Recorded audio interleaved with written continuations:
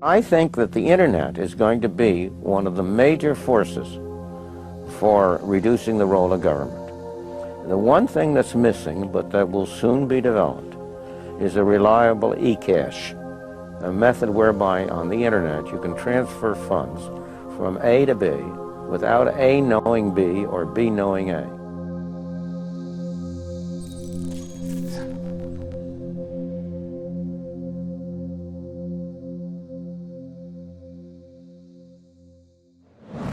What is a Bitcoin? What is Bitcoin? What backs a Bitcoin? You put some of your money, real money, online, and it turns into Bitcoin. I don't even know why we call them coins, except that they call it coins in the name. I think Bitcoin has turned into a massive multiplayer online game where speculators are trying to out-speculate each other. Is it a means of exchange or an asset class? I see you taking my real dollars, and then you give me virtual money in return. Thanksgiving dinner, my grandmother asked me, what the heck is this Bitcoin stuff anyway, right? And I said to her, do you remember when Visa cards first came out? You were used to paying with cash or with a check, and then a Visa came out. It was this weird payment system that you didn't understand. And she said, yeah, I remember that. I said, well, Bitcoin is just the next evolution of another payment system. Bitcoin. By now, you've probably heard of it. The wild fluctuations in its price has gained the attention of the mainstream financial media. But Bitcoin is much more than just your average investment. Beneath all the hype and hysteria lies what could be the most important technology of our lifetimes. So what exactly is it?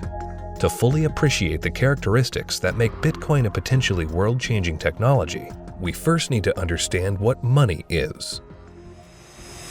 Currency started developing 6,000 to 9,000 years ago, some sort of medium of exchange, and people used something of value. Societies around the world, though, started to select gold and silver as their primary currency about 3,000 years ago, and then about 680 BC, they became money when they were minted into coins of equal weights. Governments started creating representative currencies where you deposit your gold and silver, or they have gold and silver in the treasury and they come out with notes that are basically a claim check on the gold. So they're supposed to be as good as gold because you can always convert them into gold. Throughout history, precious metals were chosen as money, not through government decree, but because of their unique features. Gold is rare, easily recognizable, portable, durable, and divisible. Above all, because gold is difficult to find and labor-intensive to mine, refine, and mint, it has always been perceived as a store of value.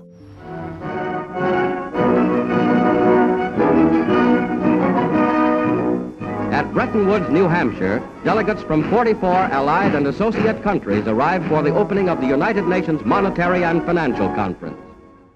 In modern history, as World War II was coming to an end, in 1944, the Allied nations met at the small town of Bretton Woods, New Hampshire. Here, they drafted a new financial system, which would stabilize the world's financial system once the war ended. With the United States poised to enter a golden age of prosperity, the U.S. dollar was chosen to be the world's reserve currency. The Bretton Woods system was created after the Second World War at the Bretton Woods Conference in New Hampshire.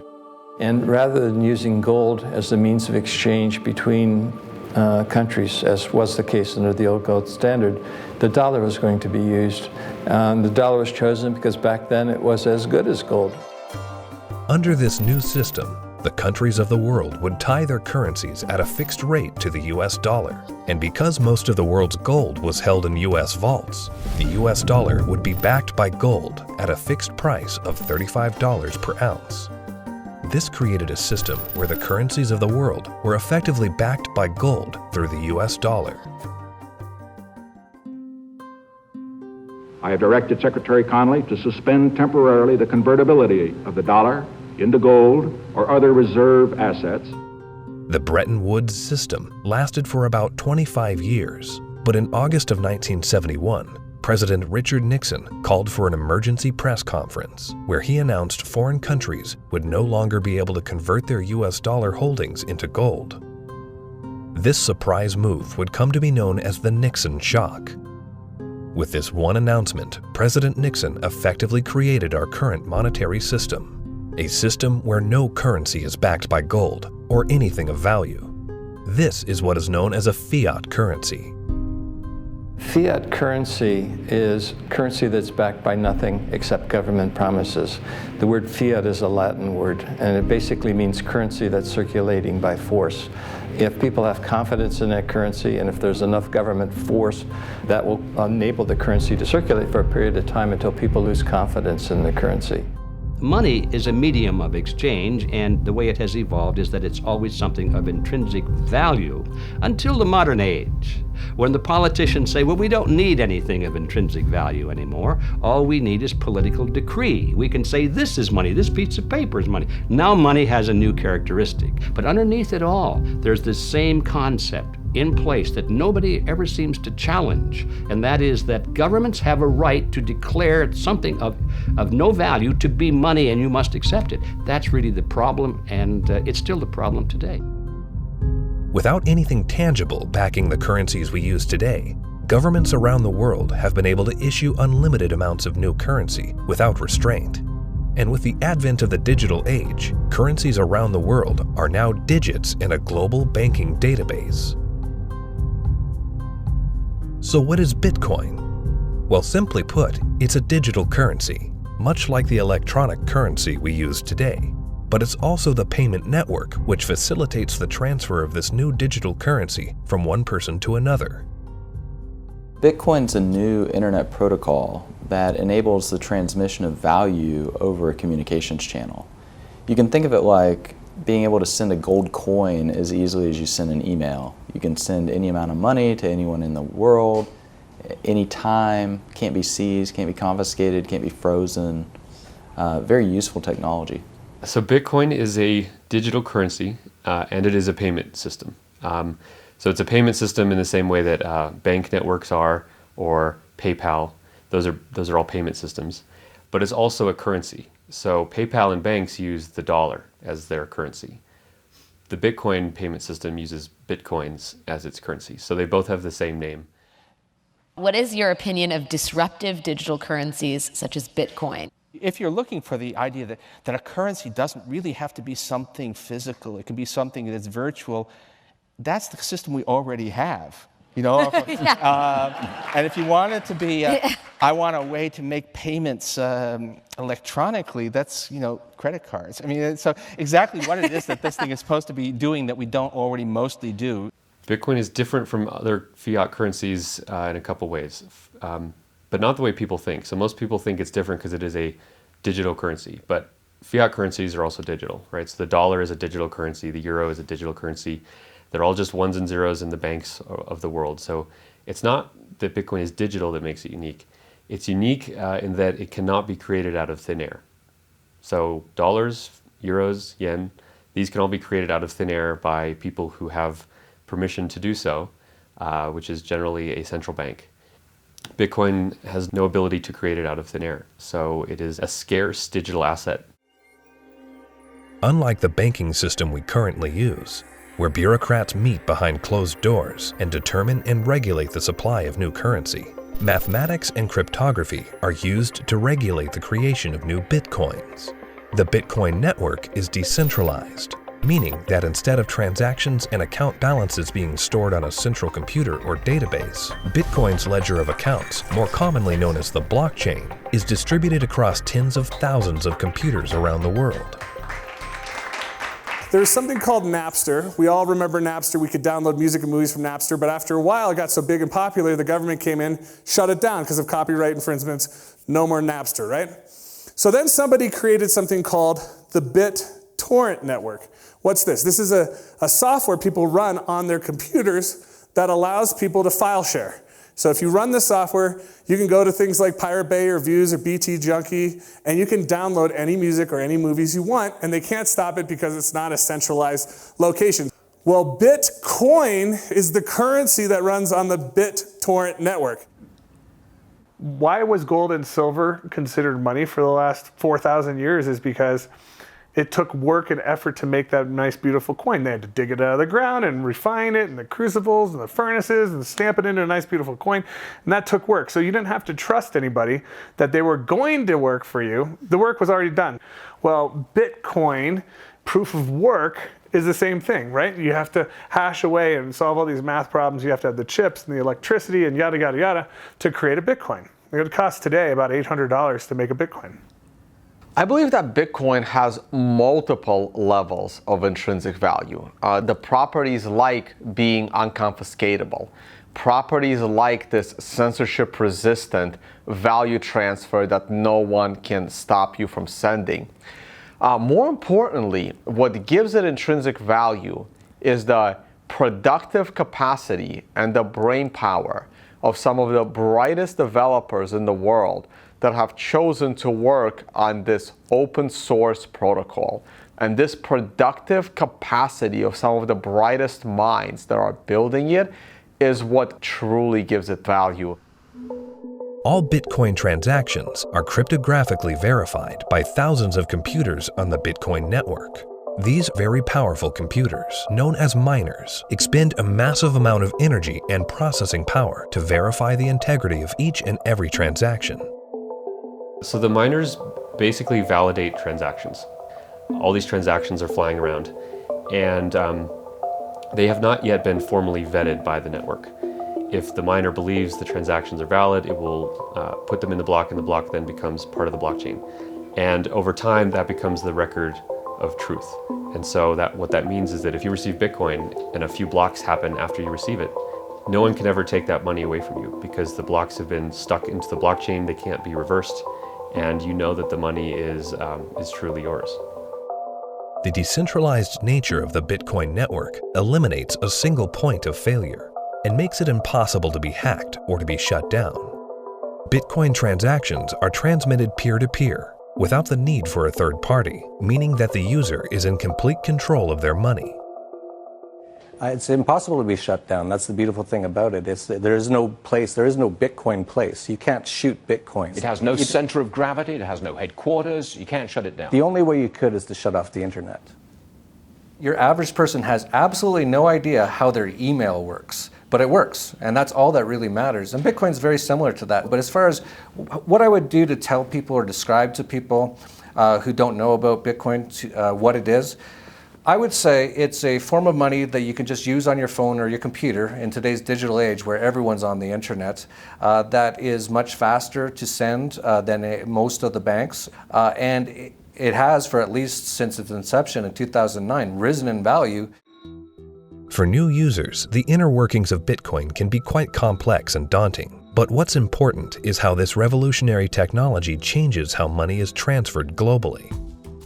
Right now, every single payment that you make to another person goes through an intermediary.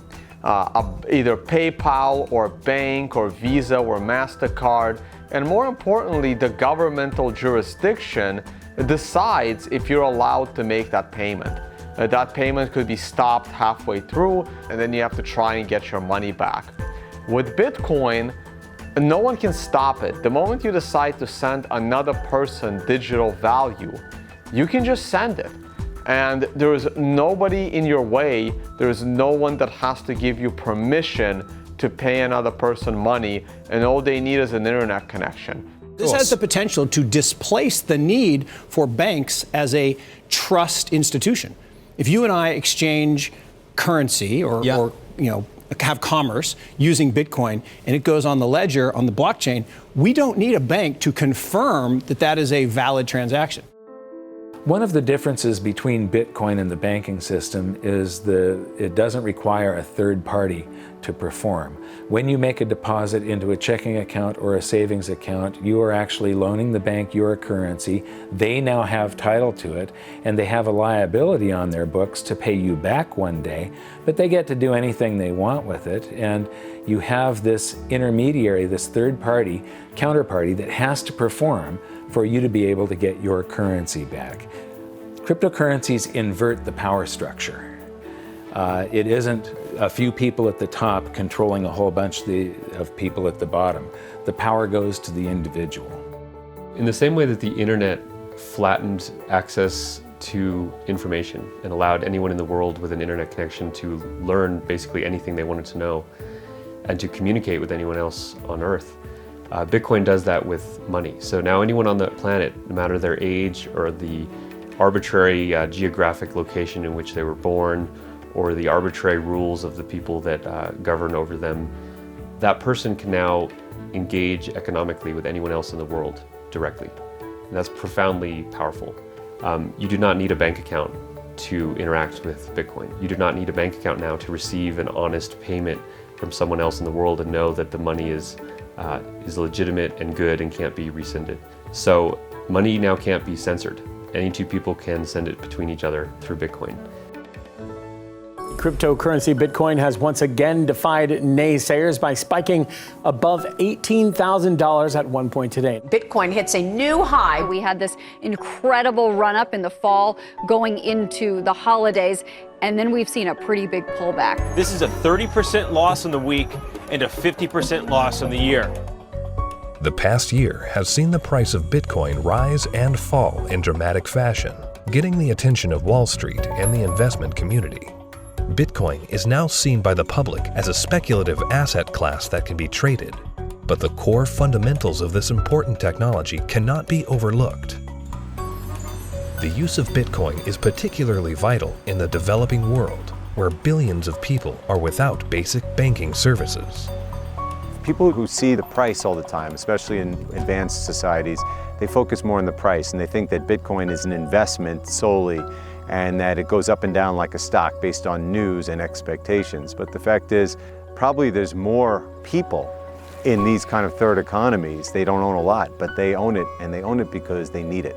Not because they expect to get rich or hope to get rich, because they need to protect themselves against both destroyed fiat currencies and against capital controls. So when people think of it as an investment, they have to realize that the reason that Bitcoin's so exciting is because it's a future money for the world, not because it's something that could become a great investment. It just so happens to be that both can be accomplished at the same time. One of the great powers of whether it's Bitcoin or any other cryptocurrencies, if we can figure out how to scale the technology, we can solve a lot of problems in the financial system. We can transact with each other globally at very low cost and very efficiently. And there's tremendous market power in that. Has nothing to do with anyone in the financial system. People want to be able to communicate and transact with each other simply and quickly, and the hunger to do that is enormous. Today, Bitcoin is seen as a financial asset, but as the technology develops, the blockchain that powers Bitcoin may be used to verify transactions other than the transfer of money. Each Bitcoin is divisible into 100 millionth of a Bitcoin, called a Satoshi. These tiny fractions of a Bitcoin can be programmed to represent assets other than money. In this way, the Bitcoin blockchain can be used to verify transactions of all kinds of items without the need for a central authority. The Bitcoin blockchain is a tremendous technological innovation that enables distributed consensus.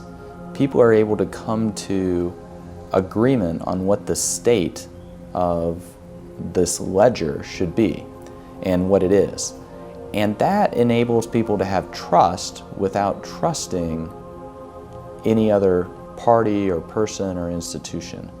So anywhere we need to have trust, where we need to be able to verify what is the true and correct state of something, that has an application to be put on the Bitcoin blockchain. For 6,000 years of recorded history, we've always had this problem when we want to engage in consensual exchange. That is, if we're strangers, can I trust you? And what's happening with Bitcoin and the blockchain, the technology that powers Bitcoin, is it is now possible for us to have trustworthy exchange without those third parties.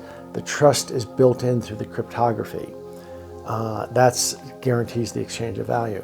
Well, that means that there's this technology that is as disruptive as the internet was to publishing. But this is disruptive to these 100 different institutions that really are the glue that pull society together. You know, everything from as mundane as notary publics to the land titling, to coining money, to voting.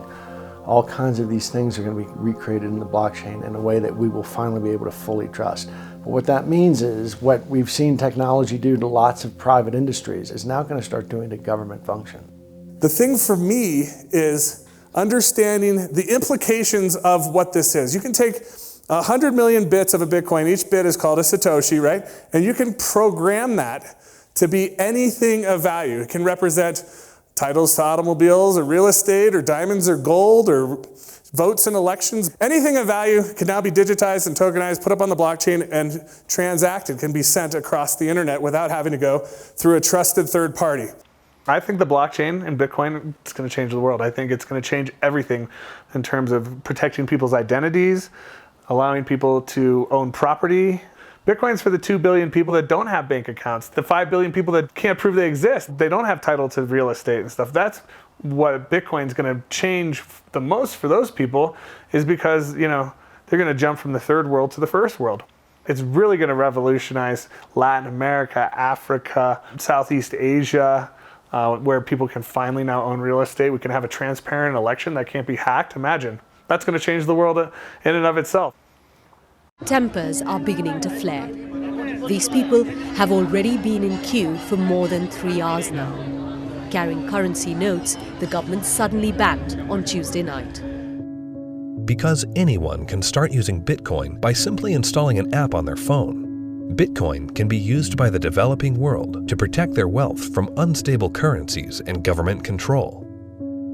We're seeing it behave as a crisis currency in Venezuela, in Nigeria, in Zimbabwe. When these countries can't get a grasp on their own monetary policy, people flood to Bitcoin. The fate of the unbanked and underbanked population no longer lies in the hands of corrupt governments, centrally planned economies, and central banks. There's a new option, a plan B. Personally, I live in the United States, and a lot of people in the US get bank accounts very easily, have credit cards, debit cards, and all of that, and they don't find that there are too many frictions and pain points. But in a country like India, there are 233 million individuals who are unbanked, who don't have access to a traditional financial infrastructure, and so they're operating cash payment to cash payment. But Bitcoin has become a game changer. So individuals, in essence, can hold on to it, they can spend it, they can transfer it internationally. There are so many use cases. Currently, Bitcoin transactions can sometimes carry a significant fee, making it unsuitable for use for small transactions. But Bitcoin is programmable money, meaning that new layers and technologies can be integrated into it. In the near future, one such development, called the Lightning Network, will help reduce the cost of Bitcoin transactions. At the moment, Bitcoin is actually suffering from being too popular. One of the challenges that Bitcoin has is every transaction needs computational power to process. So at the moment, Bitcoin can settle about 4 to 7 transactions a second. And in the future, each of those 4 to 7 transactions a second can contain 1 million transactions within it. And that's what the second layer and Lightning is trying to do. It will just make it so much more efficient and so much cheaper for the average person. The integration of the Lightning Network into the Bitcoin protocol will scale Bitcoin into a fast, cheap, and efficient payment system. Once implemented, this will have enormous implications for the developing world. One of the stumbling blocks to doing international business is the payment system. And to be honest, if you're taking credit cards from some countries, those countries are so associated with fraud that your rates on all credit cards you take just become astronomical, and it becomes prohibitive. Something like 33% of the credit card transactions coming out of Africa are fraudulent. So nobody wants to take business from Africa. It's just too risky. With Bitcoin, you know the funds are good. So as a merchant, yeah, pay with Bitcoin. I'll sell anything you want, that's legal to Africa. That has tremendous implications, to be able to get access to these types of products and services so seamlessly. And then they're able to start having property rights. And property rights is really what's going to help lift them up out of poverty. closer to home, in today's digital world, governments have started to phase out cash, replacing it with digital currency. In this environment where concerns over personal privacy are very real, Bitcoin provides monetary sovereignty outside the control of government policy. When you have a situation where the government is trying to control, they don't want people to have the means of hiding anything from them. Not just from a tax standpoint, they want to know what everyone's doing in Big Brother fashion. So, the way that I look at Bitcoin is it's the ultimate monetary weapon that the people have never had in history. Every government in the world wants to go cashless. One of the reasons is that in a cashless society, you are not able to exit the banking system. When people panic, they run to the ATM machines, they run to the bank and they withdraw money. The other thing is the governments are starting to run out of money, and governments don't build anything. They just use other people's money. So they are treating everyone as a tax evader. I believe the main reason why Bitcoin is so popular and important is not because of its finite supply and being gold. It's because of anti-money laundering laws preventing people from doing what they want with their money. One of the main functions of government is to create currency. And Bitcoin is successful only because of its potential for circumvention, lack of oversight. So it seems to me it ought to be outlawed. It doesn't serve any socially useful function. As to whether or not Bitcoin is illegal or should be seen to be illegal, cash has been used for a whole heck of a lot more illegal things than Bitcoin has through the years, and still is today. Cash is untraceable. It's easily transportable. Nobody knows where that dollar has been and how it's been moved from hand to hand to hand. So it's just a matter of making that connection that a cryptocurrency is really not a new thing. It's just a different version in a digital form of something that's existed in our society and legal structures for millennia. Bitcoin is shifting the paradigm and challenging the legacy financial system. Recently, Jamie Dimon, chairman and CEO of JP Morgan Chase, America's largest bank, was quoted calling Bitcoin a fraud. Why is Bitcoin a fraud? Here's the reason. Governments, the first thing they do is form a currency. They like to control the currency. They control it through a central bank. They also like to know who has it, where it is, where it's going. Wait until someone gets hurt. Wait until it's used for illicit purposes, which it is somewhat used for illicit purposes. They close it down. You got people like Jamie Dimon, a serious guy, calling it a fraud. Calling it fraud? You mean like there was hundreds of billions of dollars of securities that Jamie Dimon sold the public a decade ago called mortgage-backed securities? He's calling Bitcoin a fraud? Is that going to go to zero like his securities that he sold the public? First with respect to asking a banker about whether they like Bitcoin or not, that's kind of like asking a king, do you like democracy? It's just so thoroughly frustrating and insulting when people who know very little about what we do watch an up-and-coming technology and have the audacity to call us all criminals. We're not the criminals here. The whole damn reason this ecosystem exists is because they're the criminals. And it doesn't really matter at this point what he thinks. The genie's out of the bottle. Somebody in this room or somebody at this conference or somebody around the world is going to solve the problem of decentralized lending and value-stable currencies and decentralized exchange. And within 5 to 10 years, banks will become less and less relevant, just like landline telephones are becoming less and less relevant. And we're going to wake up one day and we're going to be in charge of our own money. And Jamie Dimon, in retirement, can watch the world as it is, not the world as he would like it to be. The Bitcoin blockchain is built on decentralized consensus outside the control of a central party.